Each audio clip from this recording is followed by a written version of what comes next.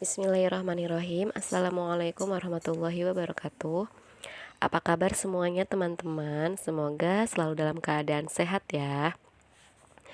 Perkenalkan, nama saya Nina Mariani. Nah, teman-teman boleh panggil Kak Nina.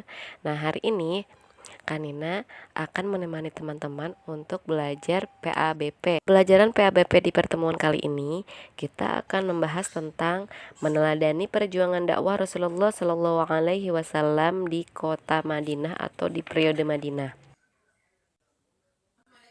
Pelajaran hari ini tentunya kita diharapkan dapat memahami perjuangan Nabi Muhammad SAW selama berhijrah di kota Madinah. Yang kedua yaitu memahami substansi atau isi pokok dakwah Nabi hijrah di kota Madinah. Untuk memahami perjuangan dakwah Nabi Muhammad SAW, kita harus mengetahui yang pertama yaitu titik awal dakwah Rasulullah SAW di Madinah atau asal mulanya, yaitu dimulai sejak wafatnya istri Rasulullah SAW, Ibunda Siti Khadijah, dan juga pamannya Abu Thalib. Nah, keduanya merupakan yang selalu menjadi pembela utama pada saat Nabi diancam oleh orang-orang kafir Quraisy selama berada di kota Mekah. Selain itu, ada beberapa faktor pendorong Rasulullah SAW hijrah ke Madinah. Di antaranya yaitu pada tahun 621 Masehi, datanglah 13 orang penduduk Madinah menemui Rasulullah di Bukit Aqobah.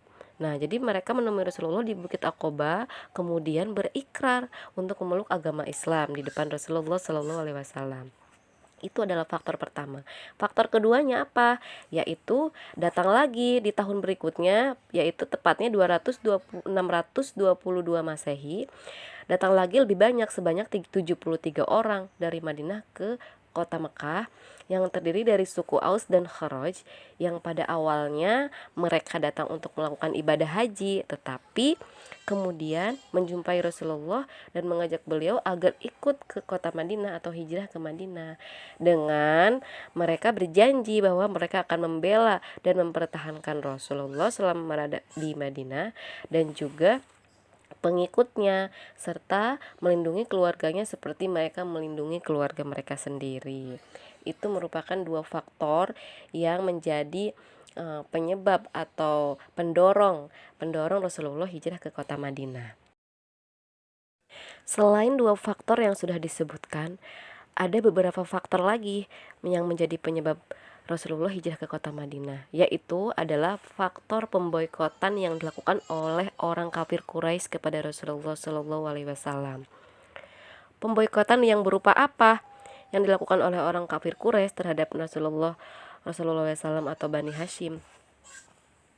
Nah, pemboikotan yang dilakukan oleh para kafir Quraisy yang pertama yaitu melarang setiap perdagangan dan bisnis dengan pendukung Nabi Muhammad SAW. Yang kedua, tidak seorang pun yang berhak mengadakan ikatan perkawinan dengan orang-orang muslim. Yang ketiga, melarang keras orang yang bergaul dengan kaum muslim. Dan yang keempat, setiap musuh Nabi Muhammad harus didukung dalam keadaan bagaimanapun. Itu adalah 4 faktor yang menjadi penyebab Rasulullah hijrah ke Madinah atau faktor pemboikotan yang dilakukan oleh orang kafir Quraisy. 4 faktor tadi yang merupakan pemboikotan oleh orang kafir Quraisy bahkan tertulis secara nyata di atas kertas sahifah, dan mereka gantung plakat tersebut di dinding Ka'bah dan tidak akan dicabut sebelum Nabi Muhammad SAW menghentikan dakwahnya. Nah, teks perjanjian tersebut disahkan oleh semua pemuka Quraisy dan diberlakukan dengan sangat ketat. Nah, sehingga terjadilah blokade berlangsung selama 3 tahun dan sangat dirasakan dampaknya oleh kaum muslim. Selanjutnya, apa saja substansi dakwah Nabi di Madinah atau isi pokok dakwah Nabi di kota Madinah? Yaitu yang pertama, ini sama halnya dengan tujuan Nabi hijrah ke kota Madinah, Yang pertama yaitu membina persaudaraan antara kaum Ansor dan kaum Muhajirin. Nah, teman-teman pasti sudah nggak asing lagi dengan istilah kaum Ansor dan Muhajirin karena nama kaum Ansor dan Muhajirin ini sudah kita pelajari di pembelajaran sebelumnya, yaitu pembelajaran sejarah kebudayaan Islam. Teman-teman pasti sudah sering sekali mendengar istilah kaum Ansor dan kaum Muhajirin. Nah, yang kedua yaitu membentuk masyarakat yang berlandaskan ajaran Islam. Nah, itu isi pokok kedua. Yang ketiga apa? Yaitu mengajarkan pendidikan politik dan ekonomi serta sosial. Nah, itu adalah ketiga substansi atau isi pokok dari tujuan dakwah Nabi di kota Madinah.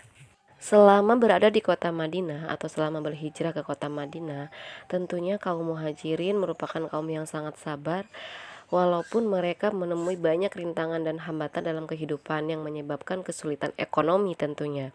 Namun, mereka selalu sabar dan tabah dalam menghadapi dan tidak berputus asa. Nah, dengan demikian, untuk menciptakan suasana agar nyaman dan tentram di kota Madinah, dibuatlah sebuah perjanjian dengan kaum Yahudi. Dalam perjanjiannya ditetapkan dan diakui hak kemerdekaan tiap-tiap golongan untuk memeluk dan menjalankan agamanya. Nah, perjanjian tersebut tertulis secara rinci yang dibuat oleh Nabi Muhammad SAW, dibuat dengan kaum Yahudi. Nah, diantaranya sebagai berikut. Ini merupakan perjanjian Nabi dengan kaum Yahudi. Teman-teman, untuk pertemuan kali ini dicukupkan sampai di sini. Mudah-mudahan bermanfaat. Nah, pertemuan berikutnya insya Allah kita akan melanjutkan bagaimana Rasul membentuk masyarakat berlandaskan ajaran Islam, yaitu kebebasan beragama dan juga azan sholat, zakat, serta puasa. Teman-teman, sebelum ditutup, Kanina ingin memberikan tugas kepada teman-teman. Tugasnya sebagai berikut. Nah, sekali lagi, Kanina ucapkan terima kasih atas kerjasamanya. Mudah-mudahan bermanfaat ya. Kita tutup dengan membaca Alhamdulillahirrabbilalamin. Wassalamualaikum warahmatullahi wabarakatuh.